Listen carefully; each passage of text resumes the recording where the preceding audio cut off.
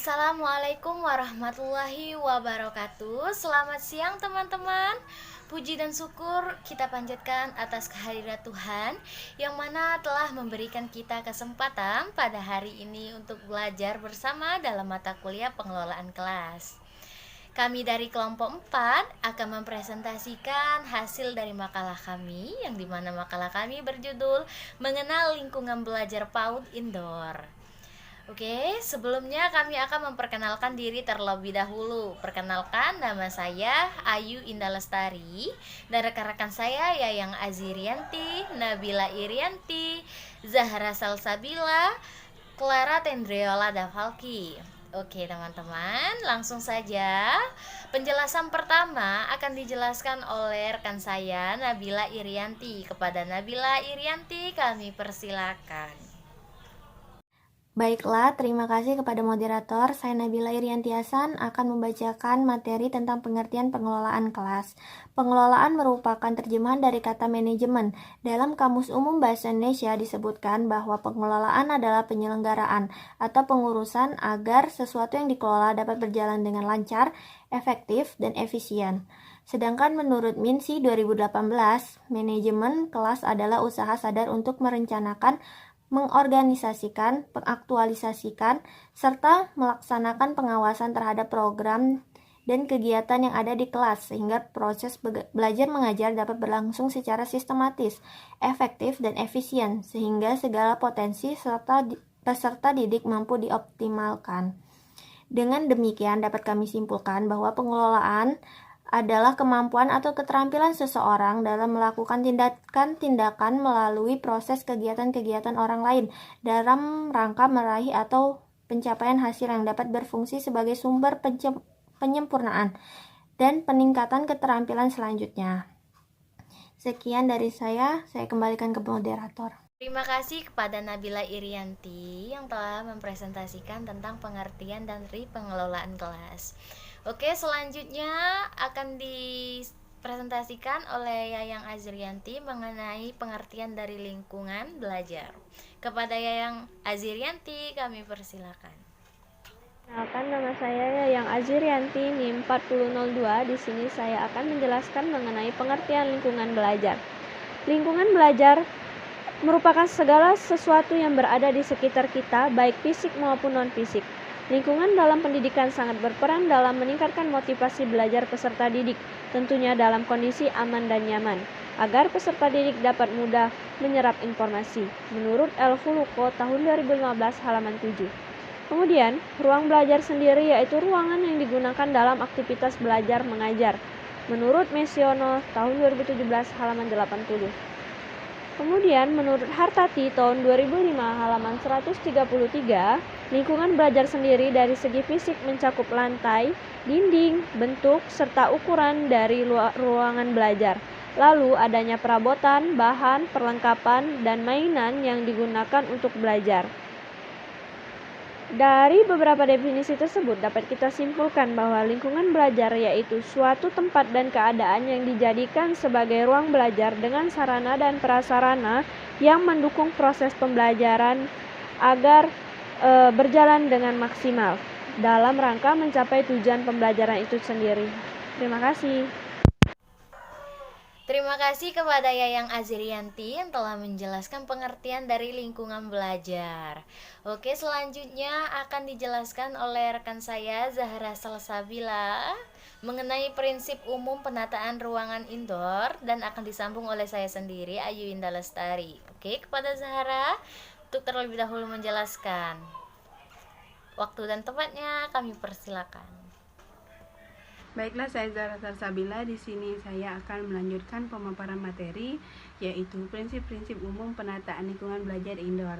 Menurut Kemendikbud, dalam pedoman perencanaan pengelolaan kelas PAUD terkait syarat pengadaan dan penataan lingkungan belajar indoor yaitu sebagai berikut. Yang pertama, ruang atau tempat yang digunakan untuk pembelajaran harus bisa menarik dan mengundang minat anak untuk bermain di situ. Yang kedua, segala sesuatu dan setiap tempat harus mengandung unsur pendidikan dari warna, cahaya, tanaman, kamar mandi, dapur, dan pintu gerbang. Serta penataan dasar-dasar lain ditata dengan dasar-dasar keindahan. Yang ketiga, aman, nyaman, sehat, bebas dari benda-benda yang dapat melukai anak, serta dari binatang-binatang kecil yang berbisa. Kemudian yang terakhir yaitu yang keempat, menekankan pada berbagai macam media termasuk bahan-bahan alam, bahan-bahan limbah, dan lain-lain. Bahan-bahan lain disimpan di tempat yang mudah digunakan, dan pengertian dari Kemendikbud tahun 2005 halaman 30. Terima kasih kepada Zahra. Baiklah, saya akan melanjutkan menjelaskan hal-hal yang harus diperhatikan dalam penataan ruangan. Yang pertama itu kelompok usia anak. Nah, kelompok usia anak dalam setiap ruangan itu berbeda. Antara anak bayi, anak balita, dan anak prasekolah itu berbeda. Yang kedua, jumlah anak yang akan dilayani. Nah, dalam setiap ruangan, jumlah anak yang akan dilayani itu berbeda. Seperti anak prasekolah, misalnya dalam setiap ruangannya itu ada sekitar 10 anak. Nah, anak bayi dalam ruangannya itu sekitar ada 3 bayi atau 5 bayi. Selanjutnya yaitu lamanya anak dilayani di lembaga PAUD. Nah, lamanya anak dilayani di lembaga PAUD itu berbeda dengan anak bayi. Anak prasekolah itu biasanya dilayani dalam setiap lembaga sekitar 45 menit dalam sehari. Selanjutnya dapat digunakan oleh berbagai kegiatan. Yang kelima, antar ruangan kegiatan dibatasi oleh loker. Yang keenam, penataan ruangan memfasilitasi anak bermain sendiri, kelompok kecil dan kelompok besar. Yang dimana ruangan tersebut aman, bersih, nyaman, dan mudah diakses. Nah, yang ketujuh, mudah untuk dikontrol. Dimana mudah untuk dikontrol ini, setiap guru itu dapat memantau secara keseluruhan ruangan tersebut. Yang kedelapan, sentra balok dan sentra main itu perannya saling berdekatan. Yang kesembilan, sentra senu dan sentra main bahan alam berdekatan juga. Dan yang ke-10, buku ditempatkan di setiap sentra atau ditempatkan tertentu yang mudah dijangkau semua anak. Yang ke-11, sentra disusun lebih fleksibel di mana agar dapat dirubah sesuai dengan kebutuhan anak.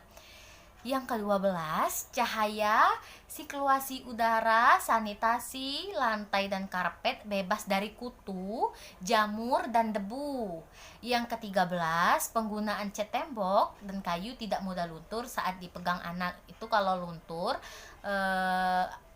akan berbahaya pada anak usia dini. Oke, selanjutnya saya akan menjelaskan prinsip penataan lingkungan belajar indoor. Nah, prinsip yang pertama yaitu arah ruangan. Kenapa arah ruangan? Karena pada umumnya arah ruangan ini mempengaruhi kondisi kelas, di mana ruangan kelas yang tampil menghadap ke arah datangnya cahaya dan udara, maka kelas tersebut menjadi lebih nyaman. Nah, dibanding dengan kelas yang jika letaknya itu arahnya ruangan tidak tepat, maka hal itu akan mempengaruhi performance pada ruangan kelas tersebut yang mengakibatkan anak tidak bernapas dengan lega dan juga cahaya tidak masuk sehingga anak mengalami kesulitan dalam membaca. Nah, yang kedua prinsipnya itu ukuran ruangan. Nah, ukuran ruangan itu bagi anak usia 2-3 tahun yaitu luasnya 150 meter per kubik. Nah, sedangkan bagi anak usia 4-6 tahun, luas ruangannya itu 120 sampai 180 meter per kubik per anak. Nah, idealnya bagi anak usia 4 sampai 6 tahun. Nah, kalau seandainya ruangan ini tidak sesuai dengan peraturan, maka hal tersebut akan menyulitkan anak dalam proses pembelajaran. Yang ketiga, pemilihan dan kondisi lantai. Kenapa pemilihan dan kondisi lantai ini masuk dalam prinsip penataan ruangan? Karena dalam aktivitas anak itu terkadang membuat lantai menjadi licin dan basah. Hal tersebut akibat dari tumpahan air minum anak maupun makanan dari anak.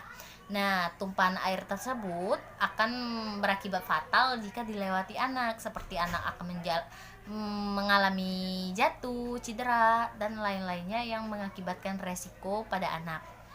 Nah, hal tersebut masuk dalam prinsip penataan ruangan karena terjadinya resiko tadi. Nah, jadi untuk meminimalisir kejadian tersebut, ada baiknya dalam kondisi lantai diberi karpet sehingga ketika ada tumpahan air, hal tersebut tidak akan licin sehingga anak tidak akan jatuh. Oke, yang terakhir penataan dinding dan pemilihan warna ruangan. Nah, adapun pada area dinding ini berfungsi untuk pembatas antara ruangan. Terdapat pula juga kegunaan dalam hal sebagai media untuk menampilkan berbagai sumber informasi dan edukasi pada anak. Nah, pemanfaatan dinding ini juga diantaranya sebagai media ditampilkannya berbagai macam seperti poster, tata tertib, mading, maupun fungsi lainnya dari adanya area pada dinding kelas anak. Nah, namun dalam menampilkan suatu pada dinding tersebut perlu diperhatikan juga takarannya. Tujuannya agar jangan sampai mengalihkan pandangan anak pada saat ia melakukan proses pembelajaran, sehingga ditampilkan pada dinding tersebut sewajarnya saja dan tepat. Oke, itulah prinsip penataan ruangan. Terima kasih. Oke, selanjutnya akan dijelaskan oleh rekan saya Clara Tendriola Davalki mengenai penataan ruangan dan perlengkapan belajar. Kepada Clara Tendriola Davalki, kami persilakan. Baiklah, di sini saya Clara Tendriola Davalki akan melanjutkan materi presentasi kami. Selanjutnya, penataan ruang dan perlengkapan belajar. Di dalam penataan ruang dan perlengkapan belajar ini terdapat prinsip-prinsip dalam melakukan penataan ruang dan perlengkapan belajar untuk anak usia dini itu sendiri. Yang pertama ialah ukuran anak sebagai standar. Adapun perlengkapan dan material sebaiknya memiliki ukuran lebar, panjang, dan tinggi yang tepat untuk ukuran anak. Kemudian, prinsip kedua, pentingnya ruangan yang rapi. Adapun kerapian kelas memerlukan perhatian serta kepedulian yang lebih dari para pendidik. Kemudian, yang ketiga, mempertimbangkan lalu lintas orang dalam melakukan penataan kelas. Sebaiknya pendidik menata koridor yang panjang dan dapat mengurangi luas ruangan yang membuat akan berlari. Kemudian yang keempat, memisahkan ruang ribut dan ruang sepi. Jika memungkinkan, pendidik dapat memisahkan ruang yang dapat menimbulkan keributan dan suara yang bising. Kemudian prinsip yang kelima ialah kelas dan area luar harus bersih, rapi, dan menyenangkan. Kondisi lingkungan fisik sendiri haruslah bersih dan sehat, terutama bagi kesehatan anak. Kemudian prinsip yang keenam ialah cara menyimpan bahan dan perlengkapan belajar. Adapun untuk peletakan dan penyimpanan alat bermain maupun perlengkapan belajar lainnya sebisa mungkin diatur sedemikian rupa. Kemudian prinsip yang ketujuh ialah penempatan barang yang membantu pengawasan guru. Guru atau pendidik sebaiknya melihat, mengawasi, serta menilai seluruh dari semua sudut dalam ruang kelas. Kemudian prinsip yang terakhir ialah penataan keindahan kelas. Terdapat cara atau usaha yang dapat dilakukan agar kelas tampak indah, yaitu yang pertama, penataan berbagai tanaman hias. Yang kedua, pemajangan lukisan atau poster. Yang ketiga, pemasangan hasil karya peserta didik dalam bentuk prakarya. Dan yang keempat ialah mading khusus untuk hasil karya terbaik. Mungkin itu saja presentasi yang dapat saya sampaikan. Kembali ke moderator. Oke, terima kasih kepada Clara Tendriola Davalki. Selanjutnya yaitu kesimpulan yang akan saya simpulkan. Jadi pengertian lingkungan belajar yaitu suatu tempat dan keadaan yang dijadikan sebagai ruangan belajar dengan sarana dan prasarana yang mendukung proses pembelajaran. Nah, prinsip penataan lingkungan belajar indoor yaitu diantaranya arah ruangan, ukuran ruangan, pemilihan dan kondisi lantai, atap dan langit-langit, penataan dinding, dan pemilihan warna ruangan. Nah, sedangkan penataan ruangan dan perlengkapan belajar yaitu ukuran anak sebagai standar, pentingnya ruangan yang rapi, mempertimbangkan lalu lintas orang dalam melakukan penataan kelas. Kelas dan area luas harus bersih, rapi, dan menyenangkan. Dan cara penyimpanan bahan perlengkapan belajar. Oke, itulah kesimpulan dari hasil presentasi kami hari ini. Lebih dan kurangnya kami minta maaf, kepada Allah kami mohon ampun. Kami akhiri presentasi kami hari ini dengan mengucapkan wabillahi taufiq wal hidayah. Wassalamualaikum warahmatullahi wabarakatuh. Terima kasih teman-teman.